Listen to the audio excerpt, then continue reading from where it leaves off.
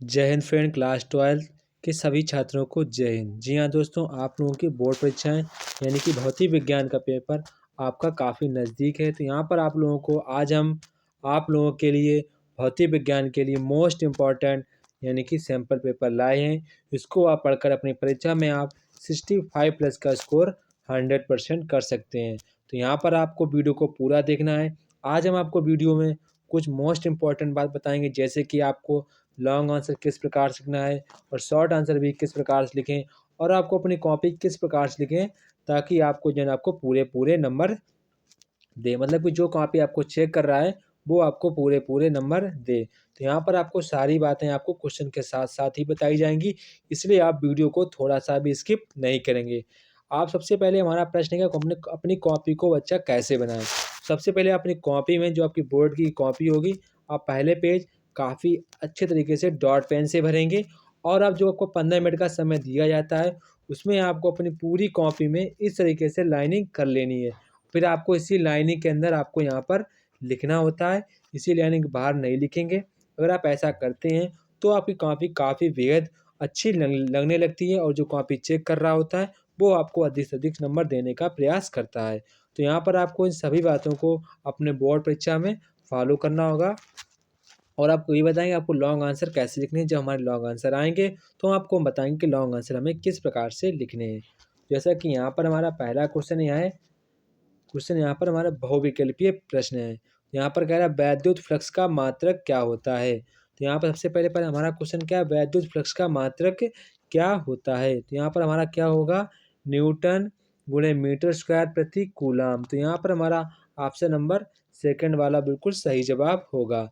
इसके बाद क्वेश्चन खा, यहाँ पर चल कुंडली धारा मापी की सुग्राह्यता में वृद्धि की जा सकती है। तो यहाँ पर हमारा सही आंसर होगा कुंडली के क्षेत्रफल को बढ़ाकर, यानी कि ऑप्शन नंबर थर्ड वाला हमारा बिल्कुल सही जवाब होगा। इसके बाद क्वेश्चन नंबर यहाँ से हमारा गा पार्ट यहाँ से स्टार्ट होता है। यहाँ पर कह रहा है गा नंबर क्वेश्चन, एक आदर्श पीएन संधि के अग्र दिशक बायस एवं पश्च दिशक बायस की दशा में प्रतिरोध क्रमशः होंगे। तो यहाँ पर हमारा इसका आंसर कितना होगा, शून्य एवं अनंत। कितना होगा, शून्य एवं अनंत हमारा इसका आंसर होगा। इसके बाद क्वेश्चन नंबर घा घा क्वेश्चन यहाँ पर है, द्रव्य तरंगों के संबंध में सत्य कथन है। तो यहाँ पर हमारा इसका राइट आंसर होगा, ये दोनों यांत्रिक तरंगे हैं, यानी कि मैकेनिकल वेव है, यानी कि ये यांत्रिक तरंगे हैं। इसके बाद यहाँ पर रिंगा पार्ट कह रहा है, हाइड्रोजन परमाणु की द्वितीय कक्षा में इलेक्ट्रॉन कोणीय संवेग है। इलेक्ट्रॉन का कोणीय संवेग कितना होता है। तो यहाँ पर कितना होता है, 2.1 10⁻⁻34 जूल सेकेंड। यहाँ पर हमारा ऑप्शन नंबर थर्ड वाला बिल्कुल सही जवाब होगा। इसके बाद क्वेश्चन नंबर 4 पार्ट, वायु में रखे किसी पतले लेंस की फोकस दूरी 10 सेंटीमीटर है। लेंस के प्रथम फोकस से वस्तु को 5 सेंटीमीटर की दूरी पर रखा गया है। द्वितीय फोकस की फोकस दूरी क्या होगी। तो यहाँ पर हमारा इसका राइट आंसर होगा 20 सेंटीमीटर। कितना, 20 सेंटीमीटर। इसके बाद हमारा खंड बा स्टार्ट होता है। यहाँ पर आपको एक ही शब्द में आंसर लिखना है, बात को ध्यान रखना है, आपको वन वर्ड में भी आंसर देना होगा, क्योंकि अगर आप ज़्यादा यहाँ पर लिखेंगे तो आपका टाइम छूट जाएगा और लॉन्ग आंसर आप अधिक से अधिक नहीं लिख पाएंगे। यहाँ पर आपको बात ध्यान रखनी है, आपको इसको एक यानी कि वन वर्ड में ही उत्तर देना होता है।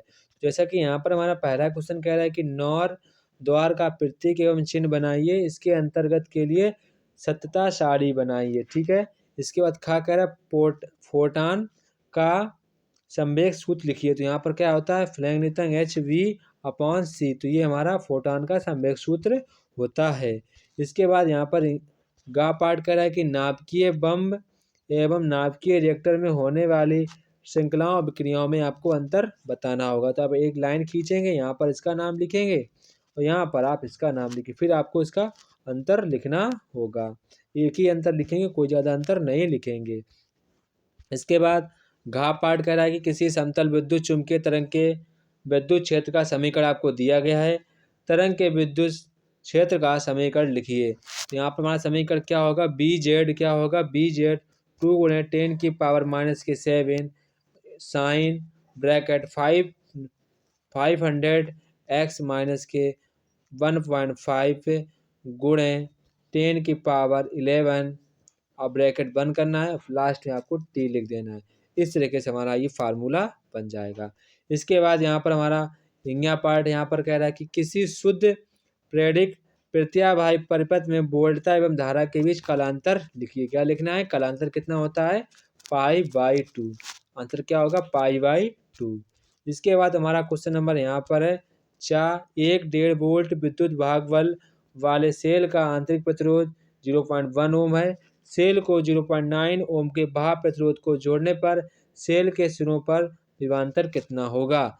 तो यहाँ आपसे क्या पूछ रहा है? विभवांतर कितना होगा? 1.45 वोल्ट हमारा विभवांतर होगा।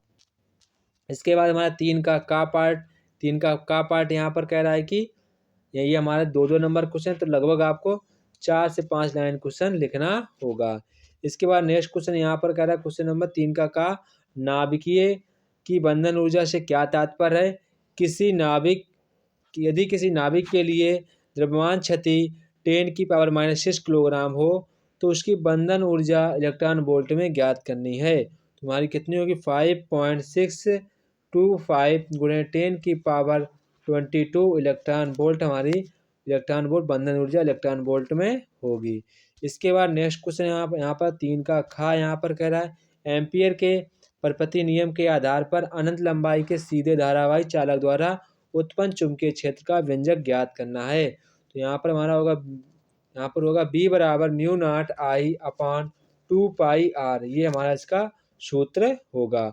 इसके बाद नेक्स्ट क्वेश्चन यहाँ पर कह रहा है कह रहा है समस्थानिकीय एवं समभारिक नाभिकों की परिभाषा दीजिए, इसके अंतर का उल्लेख कीजिए। आपको अंतर का उल्लेख भी करना होगा। इसके बाद पार्ट यहाँ पर कह रहा है 2.14 इलेक्ट्रॉन वोल्ट के कालफलन वाले धातु का पृष्ठ आपतित प्रकाश का तरंगदैर्घ्य 5000 एंगस्ट्रॉन है। उत्सर्जित प्रकाशित इलेक्ट्रॉनों की अधिकतम गतिज ऊर्जा एवं अधिकतम वेग ज्ञात करना है। तो यहाँ पर आपको अधिकतम वेग और उसकी आपकी यहाँ पर एनर्जी भी ज्ञात करनी है। तो यहाँ पर जो हमारी एनर्जी होगी वो आगी 0.536 गुणे 10⁻⁻19 जूल। और जो हमारा अधिकतम वेग होगा, यहाँ पर जो हमारा वेग की वो निकल के आएगी वैल्यू, यहाँ पर जो हमारा अधिकतम वेग होगा वो यहाँ पर हमारा होगा 3.44 गुणे 10⁵ मीटर प्रति सेकेंड। ये हमारा अधिकतम वेग हो जाएगा। इसके बाद यहाँ पर हमारा खंड डी यहाँ पर कह रहा है कि यानी कि 4 का पार्ट लगभग 3-3 नंबर, तो यहाँ पर लगभग आपको 1 या 1.5 पेज का आंसर लिखना होता है। तो यहाँ पर हमारा पहला प्रश्न कह रहा है 4 का तो यहाँ पर आपसे कह रहा है कि वैद्युत द्विध्रुव एवं वैद्युत द्विध्रुव आघूर्ण को परिभाषित कीजिए। और आपको दिया गया है यहाँ पर कूलाम मीटर द्विध्रुव आघूर्ण का वैद्युत द्विध्रुव वोल्ट मीटर एक समान वैद्युत क्षेत्र से 30 डिग्री कोण पर झुका है। वैद्युत द्विध्रुव की स्थित ऊर्जा एवं इस पर कार्यरत बल आघूर्ण का मान ज्ञात करना है। सबसे पहले आपको क्या ज्ञात करना है? यहाँ पर आपको U ज्ञात करना है। तो यहाँ पर U का मान कितना होगा? माइनस के 3.464 गुणे 10⁻⁻3 जूल। इसके बाद आपको यहाँ पर आघूर्ण भी ज्ञात करना है।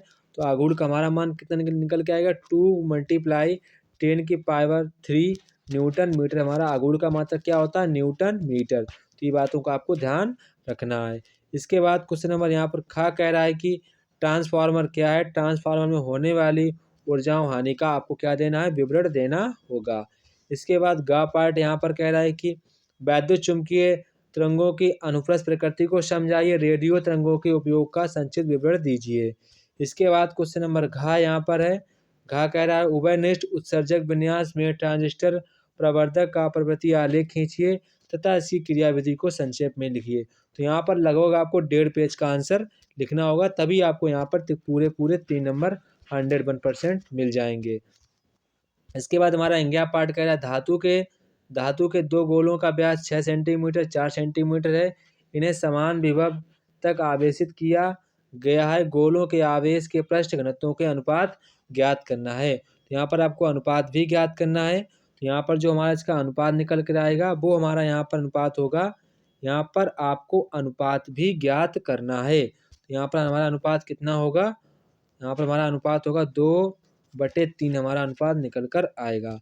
इसके बाद हमारा 5 का का प्रश्न आ जाता है। यहाँ पर कह रहा है किसी पतले लेंस के लिए लेंस मेकर सूत्र लिखिए। इसके आधार पर लेंस के पदार्थ का आवर्तनांक तथा लेंस के प्रश्नों के वक्ताओं त्रिज्याओं की फोकस दूरी का प्रभाव विवेचना कीजिए। तो आपको विवेचना करनी है। इसके बाद नेक्स्ट क्वेश्चन यहाँ पर कह रहा है क्वेश्चन नंबर 5 का खा कह रहा है कि स्वप्रेरण गुणांक एवं अन्योन प्रेरण गुणांक की परिभाषा कीजिए। 5 हेनरी स्वप्रेरित वाली कुंडली में 5 एम्पीयर की धारा 0.1 सेकेंड में शून्य हो जाती है। कुंडली में प्रेरित विद्युत भागफल की गणना करनी है। तुम्हारी उसका आंसर कितना होगा? 250 वोल्ट। कितना होगा? 250 वोल्ट। इसके बाद क्वेश्चन नंबर गा यहाँ पर कह रहा है आप लोगों से किसी चालक की धारिता में वृद्धि कैसे की जा सकती है। एक समांतर पट वायु संधारित्र के प्लेटों की त्रिज्या आपको यहाँ पर दी गई है, धारिता भी दी गई है। तो यहाँ पर धारिता की त्रिज्या दी गई। आवेशित गोलों की धारिता बराबर है। संधारित्र के प्लेटों के बीच की दूरी ज्ञात करनी है। हमारी दूरी कितनी होगी? 0.25 गुणे 10⁻⁻⁴ हमारी इसकी दूरी निकल कर आएगी। इसके बाद यहाँ पर हमारा घा पार्ट कह रहा है किसी चालक के प्रतिरोध एवं प्रतिरोधकता के ताप में संबंध लिखिए। प्रतिरोध के ताप गुणांक को परिभाषित कीजिए। इसका मात्रक भी लिखिए। तो यहाँ पर हमारा इसका मात्रक क्या होता है? मात्रक हमारा इसका ओम होता है। क्या होता है? ओम। इसके बाद यहाँ पर अथवा में जो प्रश्न कह रहा है, अथवा प्रश्न आप खुद पढ़ेंगे। इसका जो हमारा आंसर होगा वो यहाँ पर होगा हमारा 1.36 इलेक्ट्रॉन वोल्ट। कितना होगा? 1.63 इलेक्ट्रॉन वोल्ट। आप क्वेश्चन को स्वयं पढ़ेंगे। इसके बाद क्वेश्चन नंबर यहाँ पर हमारा इंग्या कह रहा है कि बोर के परमाणु प्रतिरूप मॉडल की संकल्पनाओं को लिखिए। हाइड्रोजन स्पेक्ट्रम के लाइमन वामरपाशन 2 प्रथम रेखाओं हेतु ऊर्जा स्तर आरेख खींचिए। तो यहाँ पर आपको ऊर्जा स्तर आरेख भी खींचना होगा। इसके बाद हमारा क्वेश्चन नंबर 6। तो क्वेश्चन नंबर 6 यहाँ पर हमारा है। तो क्वेश्चन नंबर 6 यहाँ पर कह रहा है आप लोगों से स्थिर विद्युतीय गाउस के प्रमेय आपको लिखनी है। साथ में यहाँ से आपसे कह रहा है कि समविभव पृष्ठ से आप क्या समझते हैं? समान आवेश घनत्व की दो विद्युत रोधी प्लेट को चित्रानुसार आपको दिखाया गया है। बिंदु P व Q के मध्य आपको विद्युत क्षेत्र की तीव्रता ज्ञात करनी है। तो यहाँ पर आपको विद्युत क्षेत्र की तीव्रता ज्ञात करनी है। तो यहाँ पर इसके बाद नेक्स्ट क्वेश्चन अथवा में हमारा क्वेश्चन दिया गया। अथवा में यहाँ आपसे कह रहा है कि विद्युत मापी का सिद्धांत लिखिए। ए है वोल्ट मीटर में क्यों श्रेष्ठ होता है। विद्युत मापी द्वारा 2 शेलों में विद्युत भागबल की तुलना आप कैसे करेंगे? प्रासंगिक परिपथ आरेख खींचिए। आपको परिपथ आरेख भी खींचना होगा।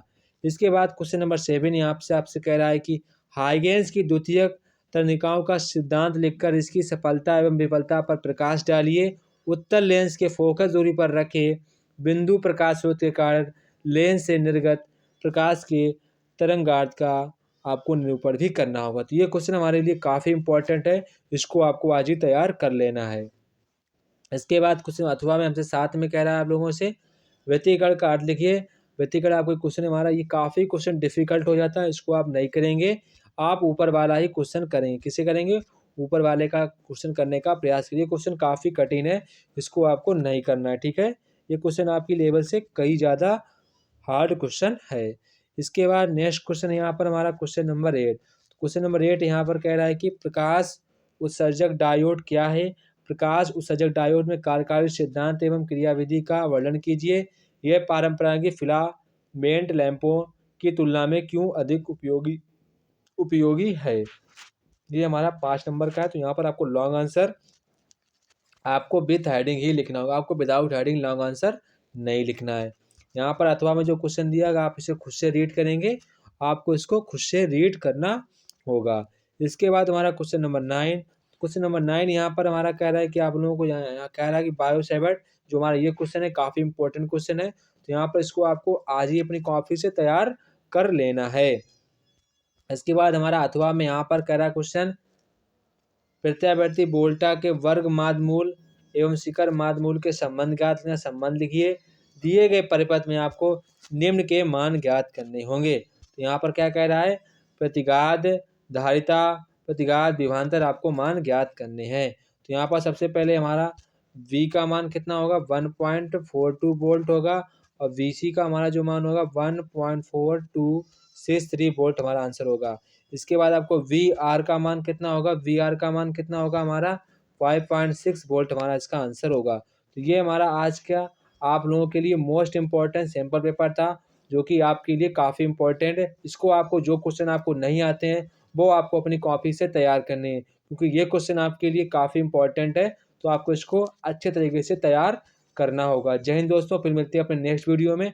तब तक कि आप सभी लोगों को जय हिंद।